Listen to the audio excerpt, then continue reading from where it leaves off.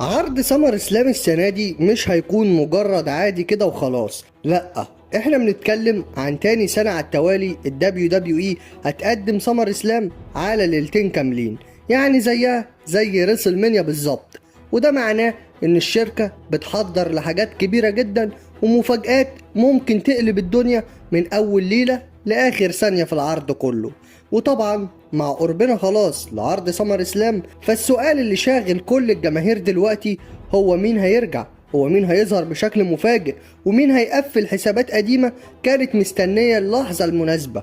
عشان كده في الفيديو ده هنتكلم عن 5 نجوم ممكن يرجعوا قبل سمر اسلام، وكمان هنتوقع مين ممكن يكون خصم كل واحد فيهم في اكبر عرض في الصيف في عالم المصارعة. بس قبل ما نبدأ ما تنساش تخبط اللايك الجميل بتاعك وتعمل شير للفيديو، ولو أول مرة تشوف القناة يا ريت تشترك في القناة وتفعل زر الجرس على أولى وكل عشان يوصلك كل جديد. ويلا بينا ندخل في الموضوع على طول.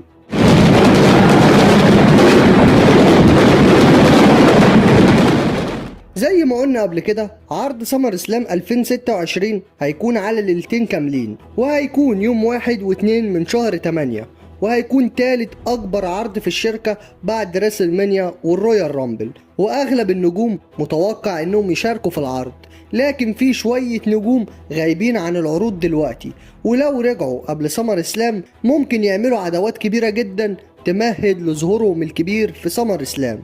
واول واحد معانا هو الكلتيك وورير شيماس، واحد من الاسامي اللي الجماهير مستنيه رجوعها بفارغ الصبر. هو شيماس بقاله فتره طويله جدا بعيد عن العروض بعد الاصابه اللي حصلت له في شهر 11 السنه اللي فاتت، واللي اجبرته وقتها انه ينسحب من بطوله ذا لاست تايم از ناو. ومن يومها الراجل مش بس اختفى من البطوله ديت، لا ده اختفى تقريبا من العروض كلها لحد النهارده. لكن دلوقتي كل المؤشرات بتقول ان عودته بقت قريبة جدا، وان الدبليو دبليو اي ممكن ترجع واحد من اكتر المصارعين الغشيمة واللي عندهم خبرة كبيرة جدا في الشركة قبل سمر اسلام.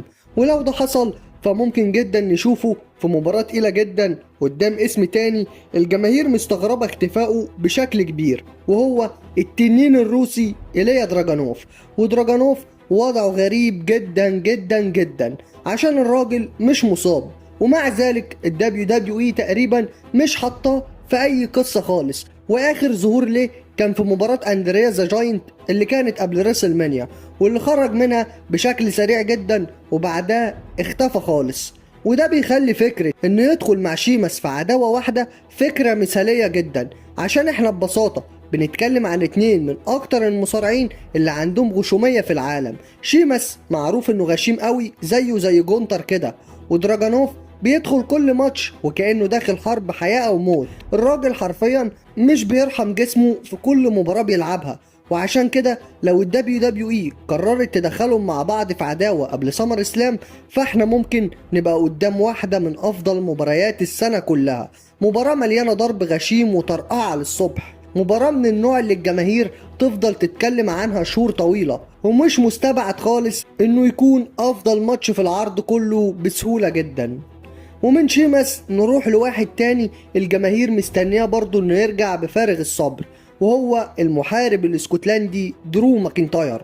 كل الاخبار والتوقعات دلوقتي بتقول ان درو ماكنتاير بقى قريب جدا من العودة في الاسابيع اللي جاية، خصوصا بعد ما انتهى من تصوير الفيلم بتاعه.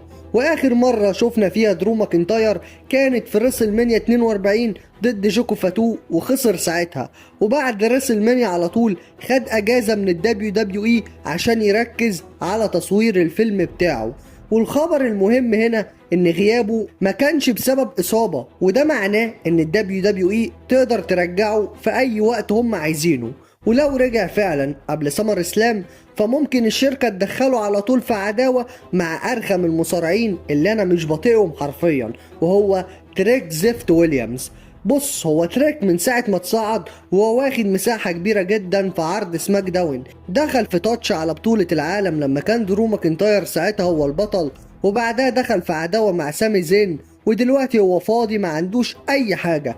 بس سيبك من انه هو شخصية رخمة ومش بطيئه، لكن هو بيعرف يتكلم كويس جدا على المايك، الحق يتقال يعني. ودي الحاجة اللي تخلي العداوة بينه وبين درو ماكنتاير هتكون حلوة نوعا ما، عشان برضو درو هو واحد من افضل الناس اللي بتعرف تتكلم على المايك في الدبليو دبليو اي. والحوار هيمشي ان درو عنده شخصية المحارب اللي شايف انه لازم يفرض احترامه بالعافية وشوية الندب اللي هو بيعملهم كل مرة.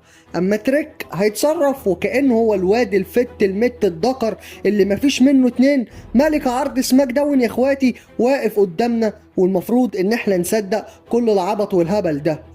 المهم بعد العبط اللي هيحصل ده كله هنروح لمباراة بين درو ماكنتاير وتريك ويليامز في سمر اسلام، ممكن على بطولة اليو اس اي. طب انت دلوقتي هتقول لي هي دي منظر عودة لدرو ماكنتاير؟ اقول لك والله انا مش راضي عن العبط ده، بس ده توقع مبني على عبث عم بخة واللي شفته معاه اخر سنتين. وكمان لو رجع هيرجع على مين يعني من النجوم التقيلة؟ رومان هيكون داخل في قصة مع ال نايت وممكن بعدها مع سيس فريك رولينز، والناحية التانية كودي مشغول بجونتر وسامي زين وممكن راندي اورتن واللمه الجميله ديت كلها. وغير كده ما ينفعش اصلا يرجع على كودي رودز تاني، خلاص دي صفحه اتقفلت خلاص مش هتتفتح تاني. ودلوقتي بقى نروح لواحده من اكتر القصص الغريبه اللي ممكن تحصل قبل سمر اسلام، وهي سي ام بانك ضد سامي زين. الله، انت مش قلت لي ان بانك هيلاعب كودي رودز؟ اقول لك ويا ريت اللي ده اللي يحصل، لكن ده يحصل في حاله واحده بس، وهو ان راندي اورتن ما يرجعش قبل سمر اسلام. لكن لو رجع اكيد هو اللي هيلعب ضد كودي مش بانك، وساعتها بقى نخلي بانك يلاعب سامي زين. طب ازاي ده هيحصل؟ وليه اصلا يلاعب سامي زين؟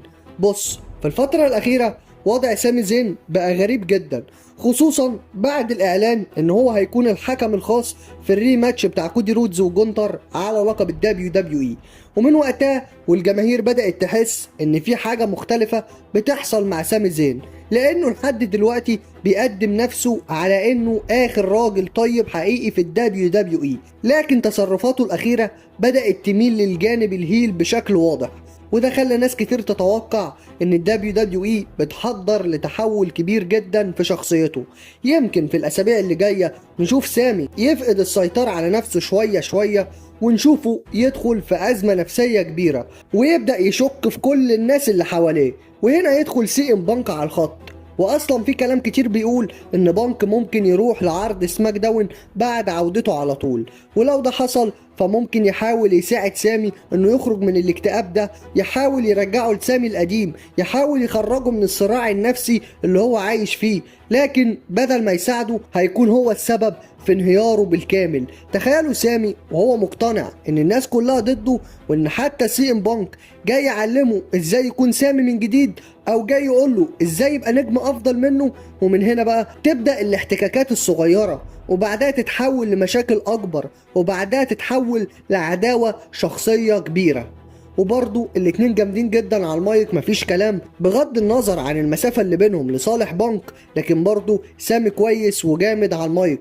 يعني البروموهات بينهم ممكن تبقى حدث رئيسي لوحدها، وفي النهاية ممكن نشوف سامي يتحول لهيل بالكامل ويطلع كل غضبه واحباطه على سي ام بانك، ومن هنا تبدأ عداوة كبيرة بينهم وتخلص بمباراة كبيرة جدا في سمر اسلام. ولو الدبليو دبليو اي نفذت القصة بالشكل الصح فاحنا ممكن نكون قدام واحدة من افضل القصص في السنة كلها، عشان مش هتكون قصة عادية زي كل القصص، دي هتكون قصة بين شخص بيحاول ينقذ صاحبه وشخص تاني مقتنع ان العالم كله خانه ووقف ضده. فياريت تحصل العداوة ديت بالشكل ده سواء في سمر اسلام او بعد سمر اسلام، عشان هتكون جامدة جدا بصراحة. فتتوقعوا بقى هتحصل قبل سمر اسلام ولا لما بانك يبقى بطل الدبليو دبليو اي؟ قولولي في الكومنتات. بعد كده نروح لواحدة من أكتر العداوات اللي الجماهير نفسها تشوفها تكمل، وهي الفايبر راندي أورتن ضد الأمريكان نايت مير كودي رودز على بطولة الدبليو دبليو إي. وآخر مرة شفنا فيها أورتن كانت في راسل مانيا بعد ما خسر من كودي في الحدث الرئيسي لليلة الأولى على بطولة الدبليو دبليو إي، لكن قبل ما يختفي دمر كودي رودز وضربه بالبانت كيك، ومن بعدها اختفى خالص وما نعرفش عنه أي حاجة خالص. لكن كل التوقعات دلوقتي بتقول ان رجوعه قبل سمر اسلام وارد جدا، والاهم من كده ان قصته مع كودي شكلها لسه ما خلصتش. راندي عنده هدف واضح جدا، وهو لقب العالم رقم 15، الرقم اللي نفسه يوصله بأي طريقة. ولو كودي قدر يحتفظ بالبطولة قدام جونتر، فممكن جدا نشوف راندي بيرجع بشكل مفاجئ ويطالب بفرصته. والحقيقة ان العداوة ديت عندها تاريخ طويل جدا.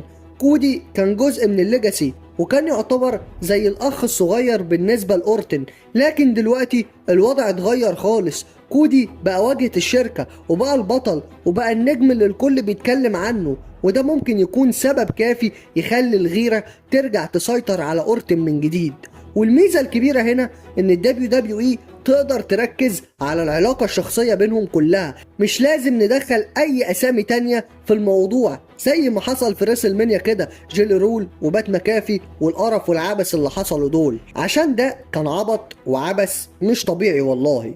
احنا عايزين نشوف راندي اورتن ضد كودي رودز، معلم ضد تلميذه السابق، ماضي ضد حاضر، اسطوره ضد واجهه الشركه دلوقتي. وعشان كده المباراه ديت لو حصلت في سمر اسلام فمتوقع انها تكون واحده من اكبر مباريات العرض كله. ولكن لو في مباراة واحدة ممكن تسرق العرض كله من كل حاجة تانية في سمر اسلام، فهي المباراة الثالثة بين الرولر اوبا فيمي والوحش بروك ليزنر. والاتنين دلوقتي متعادلين، كل واحد كسب ماتش، وكل حاجة بدأت في ريسل مانيا لما اوبا فيمي فاجئ العالم كله وهزم بروك ليزنر في اقل من 5 دقايق. ودي كانت نتيجة محدش كان متوقعها ولا متخيلها، والفوز ده كان كبير جدا لدرجة ان ناس كتير بدأت تتكلم وكأن اوبا فيمي خلى بروك ليزنر يعتزل بشكل رسمي.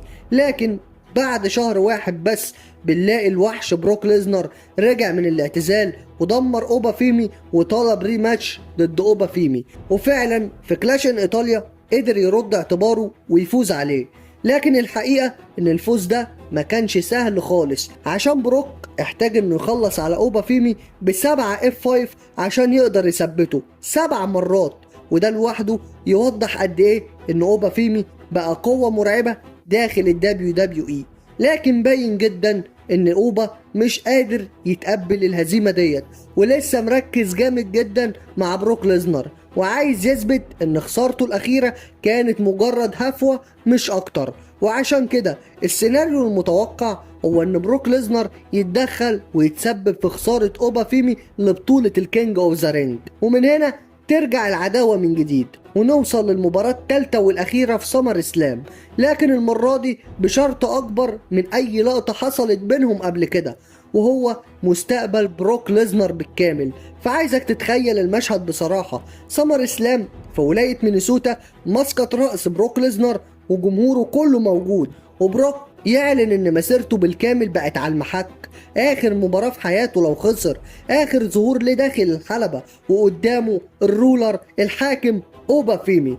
وفي النهاية اوبا هو اللي يفوز ويخلي بروك ليزنر يعتزل المصارعة للأبد بشكل رسمي، ويقول للكل ان هو الوحش الجديد بلا منازع داخل ال WWE، وبروك ليزنر يودع المصارعة للأبد وسط جماهيره.